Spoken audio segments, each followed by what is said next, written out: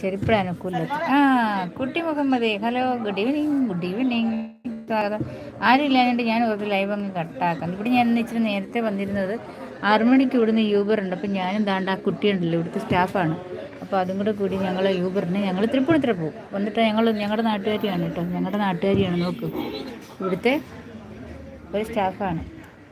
അപ്പം ആരും ഓക്കെ ആണ്. ഫുഡ് കഴിച്ചോ? കഴിച്ചല്ലോ. ഞാനിപ്പോൾ കഫേയിൽ വന്നിട്ട് അവിടെ നിന്നൊരു പൈനാപ്പിൾ ജ്യൂസ് കുടിച്ചു. പക്ഷെ വിശക്കുന്നുണ്ട്. അവിടെയാണെങ്കിൽ എനിക്ക് അവിടുത്തെ ഇഷ്ടം എന്നാന്ന് പറയുക, ഇപ്പോൾ ഈ ഗ്യാസ് ഇല്ലാത്ത കാരണം പഴംപൊരി അങ്ങനെയുള്ള സ്നാക്സ് ഇതുണ്ട്, പലഹാരങ്ങളുണ്ടായിരുന്നു. പക്ഷേ ഗ്യാസ് ഇല്ലാത്ത കാരണം ഇപ്പോൾ ഇല്ല. ഇപ്പോൾ അവിടെ ബർഗർ അങ്ങനെയുള്ള സംഭവങ്ങൾ, ഈ ഓവനിനകത്ത് വെച്ചെടുക്കുന്ന എന്തൊക്കെയോ സംഭവങ്ങളൊക്കെ ഉള്ളൂ.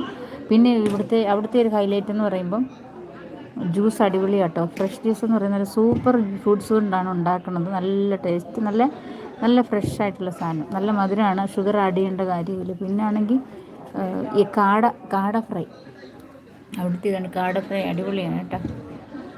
പോയോ കുട്ടി?